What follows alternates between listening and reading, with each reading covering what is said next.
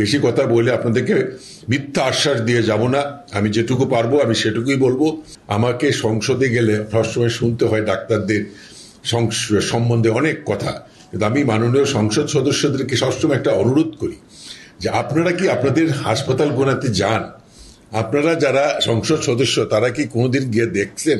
আপনি একজন যদি প্রশাসনের কেউ অসুস্থ হয় কিংবা অ্যাটাক হয়, আপনি দেখবেন সবাই ঝাঁপিয়ে পড়ে, কিন্তু আমার একজন চিকিৎসক ভাই বোন যদি অ্যাটাক হয় আমি কিন্তু সহজে কাউকে পাই না। আর একটা মুশকিল হলো আপনাদের এই চট্টগ্রাম মেডিকেল কলেজ থেকে, বিশেষ করে গাইনি ডিপার্টমেন্টে আমি দুঃখিত যে প্রায়ই আমার কাছে আবেদন যায় সব ঢাকায় চলে যেতে চায়। আমি জানি না কি জন্য। চট্টগ্রাম মেডিকেল কলেজ যদি গাইনির থেকে সব চলে যায় তাহলে এখানে চলবে কেন? যে দেখো, যদি আইনের মধ্যে কিংবা নীতির মধ্যে থাকে এবং কেউ আসতে না চায় কিংবা কেউ যেতে না চায় তাহলে বলে দিও চাকরি ছেড়ে দিতে, কিন্তু তাকে যেতেই হবে।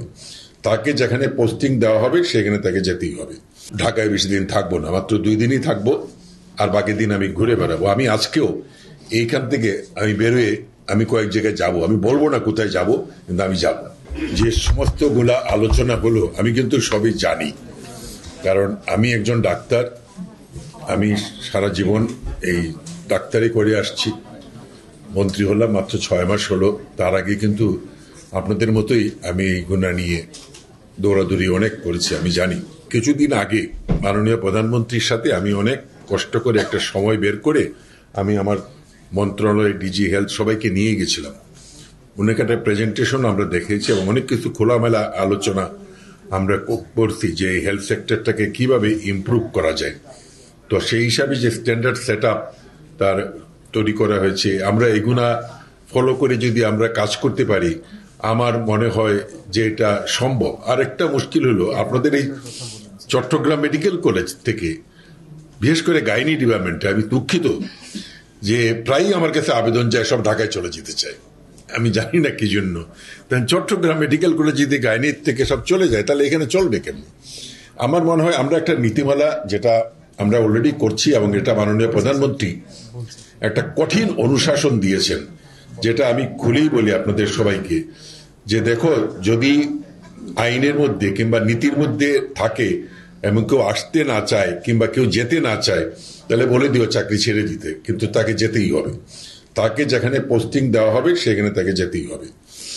তো আমিও মনে করি যে আমরা এমন কিছু করব না, আমি এমন কারোর সাথে কোনো রকম এমন কিছু কারো অন্যায় করব না যে যাকে এক জায়গায় 10 বছর ধরে আছে তারকে আনা যাচ্ছে না।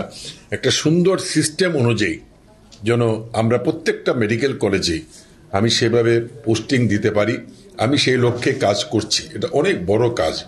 আমার মাত্র কয়েকদিন হলো এবং আপনারা জানেন যে আমি এখন যেটা মনে মনে ঠিক করেছি যে আমি ঢাকায় বেশি দিন থাকবো না, মাত্র 2 দিনই থাকবো, আর বাকি দিন আমি ঘুরে বেড়াবো। আমি আজকেও এইখান থেকে আমি বেরোয় আমি কয়েক জায়গায় যাব, আমি বলবো না কোথায় যাব, কিন্তু আমি যাব কারণ আমি খুব দুঃখের সাথে বলছি যে কয়েক জায়গায় গিয়ে আমি যে সমস্ত জিনিস দেখছি, এটা সত্যি, আমি নিজে চিকিৎসক, এটা খুবই খারাপ লাগে। আমি আপনাদের কাছে বারে বারে আমি যেখানে যাই সবই নিয়ে অনুরোধ করছি একটাই, যে মেডিকেল কলেজগুলোতে একটা সরকারি হাসপাতালে বিকাল 5টার সময় গিয়ে যদি কেউ না পাওয়া যায় তাহলে তো খারাপ লাগার কথা। আমি পেয়েছি, আমি সেরকম আমার কাছে প্রমাণ আছে। আমি কিন্তু একটা কথায় খুব বিশ্বাস করি, কথা কম কাজ বেশি। আমি কথা কম বলবো, বেশি কথা বলে আপনাদেরকে মিথ্যা আশ্বাস দিয়ে যাব না। আমি যেটুকু পারবো আমি সেটুকুই বলবো। আমাকে সংসদে গেলে সবসময় শুনতে হয় ডাক্তারদের সম্বন্ধে অনেক কথা, কিন্তু আমি মাননীয় সংসদ সদস্যদেরকে সবসময় একটা অনুরোধ করি যে আপনারা কি আপনাদের হাসপাতাল গোনাতে যান? আপনারা যারা সংসদ সদস্য তারা কি কোনোদিন গিয়ে দেখছেন? ওনারা যদি যে এলাকার সংসদ সদস্য ওই হাসপাতালে গিয়ে ব্লাড প্রেশার চেক করান, নিজেদের চেক আপ করেন, তাহলে তো হাসপাতালের মান অনেক বাড়ে। এটা তো সত্যি।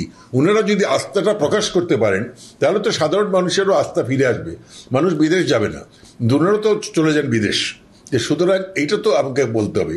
আমার মাননীয় প্রধানমন্ত্রী কিন্তু বিদেশ যান না, উনি চক্ষু বিজ্ঞান চক্ষু দেখান।